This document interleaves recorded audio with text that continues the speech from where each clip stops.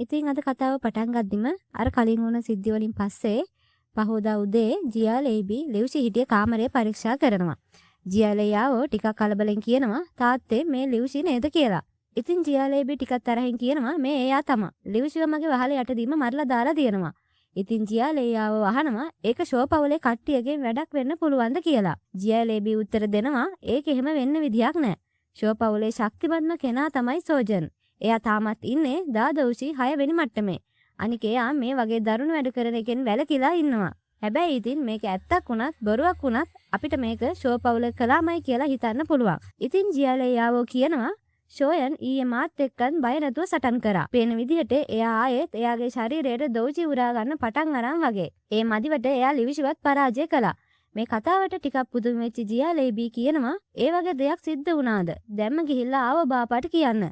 ෂෝපවුල විනාශ කරලා දාන්න අපිට අවස්ථාවක් ඇවිල්ලා තියෙනවා කියලා. මේ වෙලාවේ යාෝ චෙන්යන්ට කියනවා ඔයා චීගෙදරින් පිල් එක පාවිච්චි කරාට පස්සේ පුළුවන් තරම් ඉක්මනට ඔයාගේ ශරීරයට දෝචි එකතු කරගන්න ඕන. ඔයාගේ දන්ටියන් එකේ දෝචි සුලියක් ඇති වෙනකන් ඒක කරගෙන යන්න ඕන. ඒ වැඩේ මගදී නවත්තන්න එපා. එහෙම වුණොත් එහෙම ඔයාගේ මට්ටම් වැඩි වෙන වැඩේ අසාර්ථක වෙන්න පුළුවන්. මේ ඔයා දෝජ මට්ටමට යන්න උත්සාහ කරන දෙවෙනි වතාව. ඔයා මේ පාර අසමත් වුණොත් එහෙම අනාගතයේදී ඔයාට මට්ටම් වැඩි කරගන්න ගොඩක් අමාරු වැඩක් වෙයි. ඒත් ඔයාට ගොඩක් ලොකුවට වද වෙන්න දෙයක් නැහැ. පසුගිය අවුරුදු 3 පුරාවට ඔයාගේ දෝජීචී මට්ටම වැඩි වුණේ නැතත් ඔයාගේ අත්තිවාරම ගොඩක් දැඩි විදියට හැදිලා තියෙනවා. ඒ නිසා ඔයාට ඊළඟ මට්ටමට උසස් වෙන එක එච්චර අමාරු වැඩක් වෙන එකක් නෑ. ඉතින් මේ කතා අහන් ඉඳලා යන් කියනවා එහෙනම් මම දැන් පටන් ගන්නම් කියලා. මෙහෙම කියලා යන් අර පිල් එක කටේ දාගත්තා. මේ අතර වාරයේ එකපාරම ෂෝපවුලට ඊතල වර්ෂාවක් එල්ල වෙනවා. ඉතින් මෙතනට ජියාලේයාවෝ ජියාලේබි වගේම ආවෝ බාපා ඇතුළු කට්ටිය එනවා. ඒත් එක්කම මෙතනට ආපු සෝජන් තරහින් කියනවා ජියාලේබි තමන් මොනවද මේ කරන්නේ කියලා. ඉතින් ජියාලේබි උත්තර දෙනවා තමුන්ගේ ෂෝපවුල ගොඩක් ඉහළින් ඉන්නේ. පොඩි කාලයක් ඇතුළත ෂෝයන්ගේ කල්ටිවේෂන් මට්ටම 9 වෙනි මට්ටමට ඉහළ ගිහිල්ලා තියෙනවා. ඒ වගේම එයා අපේ ඇල්කමිස්ට් නගරේ මාකට් එකේදී පහර දීලා තියෙනවා. ඒ පහර දීම නිසා ලිව්ෂි ඊයේ රෑ මැරිලා තියෙනවා.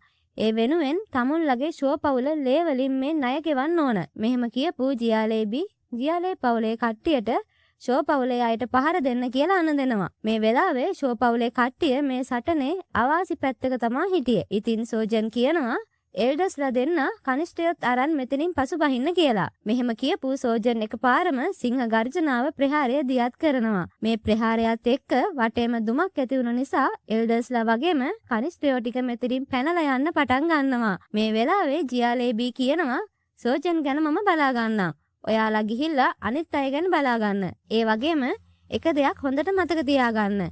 අර කොල්ලා ෂෝයන්ට පැන ගන්න දෙන්න එපා. මේ කතාවට හොඳයි කිව්ව ආවෝ බාපා වගේම ජියාලේයාවෝ ෂෝපවුලේ කට්ටියට පහර දෙන්න යනවා. මේ අතර වාරයේ යන් ඊළඟ මට්ටමට උසස් වෙන්න එයාගේ ශරීරයට ශක්තිය ඇද ගන්න ගමන් හිටියා. යාවෝ චෙනුත් කියනවා ඔයා ඔය කරන විදිය හරි.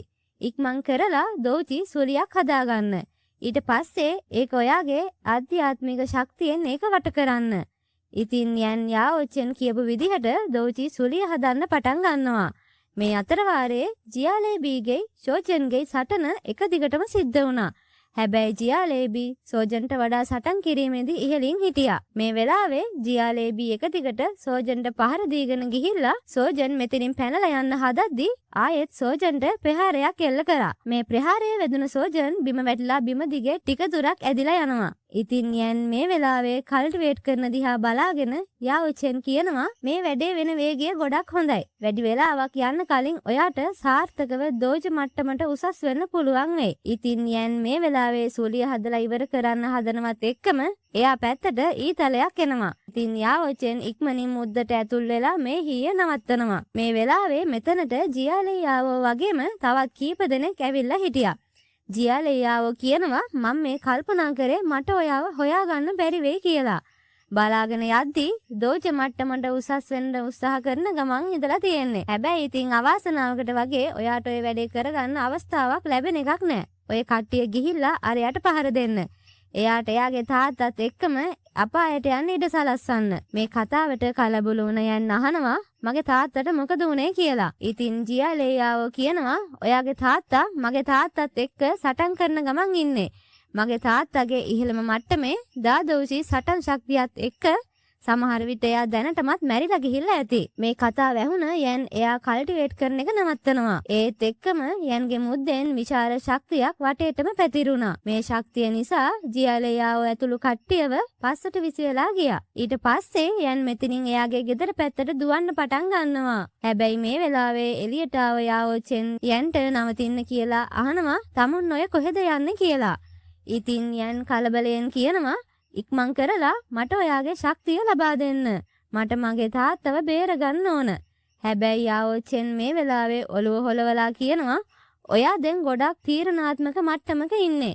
ඔයා මේ අවස්ථාව මගහැර ගත්තොත් එහෙම අනාගතයේදී ඔයාට ඊළඟ මට්ටමට යන්න ගොඩක් අමාරු වෙයි. ඉතින් යන් කියනවා මම සාර්ථකව ඊළඟ මට්ටමට ගියා කියලා ඒකෙන් මට මොකද්ද ලැබෙන්නේ? ඒ වෙද්දී මගේ පවුල ඔක්කොම මැරිලා ඉඳි. ඊට පස්සේ ශක්තිමත් වුණා කියලා ඒකෙන් මට ලැබෙන ඵලය මොකද්ද? මේ කතාවට යාෝචෙන් කියනවා ඔයා ඔයාගේ හැඟීම් වලට වහල් වෙලා වැඩ කරන්න ලෑස්ති වෙන්න එපා. ඔයාට පික්දා දෝෂී කෙනෙක් එක්ක සටන් කරන්න ඕන නම් ඔයාට ඒක කරන්න පුළුවන් එකම විදිහ තමා ඔයා දෝජ මට්ටමට උසස් වෙලා මගේ ශක්තිය වැඩිපුර ඔයාගේ ශරීරයට ලබා ගන්න එක.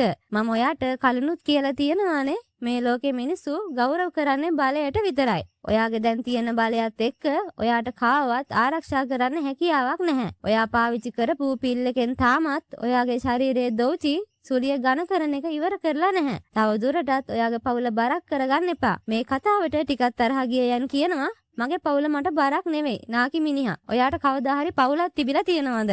යන්ගේ මේ කතාවත් එක්ක යාෝචෙන්ට එයාගේ ගෝලයා එයාව පාවලා දුන්න එක මතක් වෙනවා. යන් කියනවා ඔයා මොන වගේ අත්දැකීම් වලට මුහුණ දීලා තියෙනවද කියලා මම දන්නේ නැහැ. ඒ වගේම ඔයා මේ විදියට හිතන මිනිස්සෙකුනේ කොහොමද කියලා මම දන්නේත් නැහැ. ඒ වගේම තවදුරටත් මගේ පවුල බරක් කියලා සලකන්න එපා කියලා ඔයා කිව්වේ ඇයි කියලා මම දන්නේත් නැහැ. හැබැයි මම දන්න එකම දේ තමයි ඔයා වැරදි කියන එක. මෙහෙම කියපු යන් ෂෝනිවාසයේ පැත්තට යන්න පටන් ගන්නවා. තින් යාෝචෙන් යන් පැත්ත බලලා කියනවා ඔයා එහෙම කියන්නේ ඔයාව කවදාවත් කවුරුත් පාවලා දීලා නැති නිසා. ඔයාට ඔයාගේ පවුලෙන් ආදරයක් කරුණාවක් දැනුණත් අවසානයේදී ඒ හැමෝම ඔයාව දාලා යනවා. තමුන්ට තාමත් ඒක පේන්නේ නැද්ද?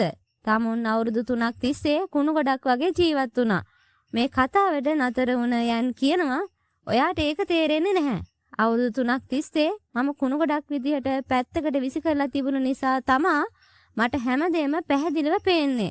මම දන්නවා මට වැදගත්ම දේවල් මොනවද කියලා. මෙහෙම කියපු යන්ට එයාගේ තාත්තව මතක් වෙනවා.